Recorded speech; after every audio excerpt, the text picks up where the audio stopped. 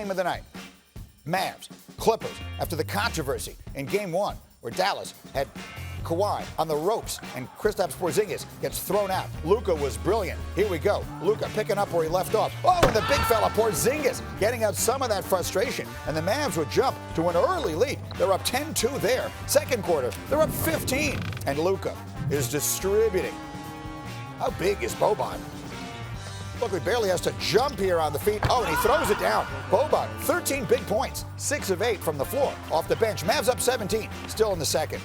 Porzingis, he knocked down 3 threes. Mavs had a 5-point halftime lead. Paul George had 0 points and 3 fouls in the first half. And the frustration comes out here, loses it, gets it back, up and no good. He's looking for a call, ultimately scores, but he's yelling at the ref, and he gets a technical. Those are easy to come by in this series. Frustration showing. Clippers down 13, fourth quarter, still 12. Kawhi Leonard not giving up. Oh, he throws it down.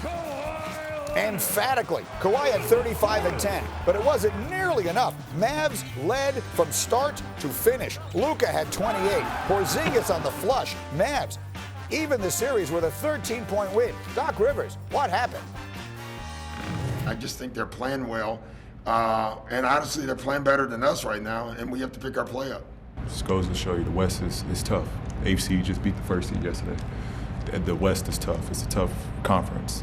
Any given night, any team, especially here, can win. And we full-on seen that. So it's no surprise. What you have to do is come ready to play. And tonight was their night. And the story is Luka. I mean, he's just been ridiculous. 28 points, 8 boards, 7 assists. You see the numbers, 70 points in 2 career playoff games. It's more than Alcindor. It's more than Dr. J. Only George Mikan had more, so you got to go back to 1949. And here's Tim Legler, been with us all morning long. And Legler, let's dive into this series. For the six of the 8 quarters, Kristaps Porzingis has been eligible to play. It is inarguable the Mavericks have been the better team. So what is going to change? The Clippers are your championship against so many other people. What is going to change for the Clippers to turn this around? I think they're obviously going to have to now start to dig in a little bit on that end of the floor. I think part of the problem is it's like they show up with this talent defensively and they think it's just going to happen. You've got a team right now in Dallas that, if you look at their numbers historically and their offensive efficiency, this is one of the greatest offensive seasons any team has had in this league. And Luka Doncic controls the flow and the pace to such an extent. You can't just show up and think, because we've got speed, we've got length, we've got guys to throw at him, that's going to be enough. I think now they understand they've got to turn the momentum in this series, and they're going to have to do it on that end of the floor. What was really shocking to me in Game 2 was the fact that Luka sat out long stretches of the second half, and the Clippers still couldn't make a dent in that lead. And their bench comes in, and 3 guys go 19 for 28 off the bench, and they were getting it from everywhere, the point, the wing, inside. So for their bench to be that good without having Luka Doncic out there to facilitate the offense to get those guys shots, that to me was the most shocking thing I took out of Game 2. And it lets me know the Clippers are in trouble here if they don't change their mindset and their approach about how hard they're going to have to play defensively to disrupt the rhythm of this team. Yeah, let's talk about those 3 guys, or at least let's give them their credit. It was Trey Burke, Seth Curry, and Boban who came in and were all terrific. But let's take a moment on Luka. You said when we talked about this earlier this morning, we may be entering the decade of Luka Doncic. Through your eyes, what are we seeing in this 21-year-old kid?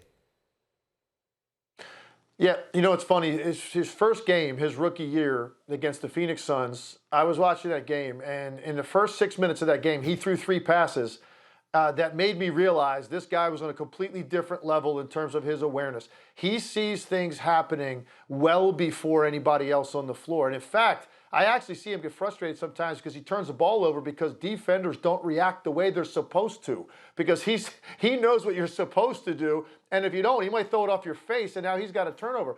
And so his ability to understand exactly how the defense is going to react, his patience in the lane. I call him the master of the late delivery. He gets into the lane, and most guys at that point will panic when they get crowded. They'll throw up an off-balance shot, or they'll throw a pass that's hard to catch. That's when he slows everything down, when he gets into the lane, and then his head is still up. His eyes are everywhere. So he'll get the kick-out 3. He'll get the pocket pass to a guy like Boban. He'll get the drop-off. It's just an awareness, a maturity, a poise about what he's seeing on the floor. The guy is truly special. I think he's headed for all-time greatness in this league. There's no question about it. I agree. And you have to admit when you were wrong. I was dead wrong about that guy coming in to the league. Right now, he looks, if you were starting a team with any one guy in the whole sport, he probably would be the guy that you would choose. Thank you for watching ESPN on YouTube. For live streaming sports and premium content, subscribe to ESPN+.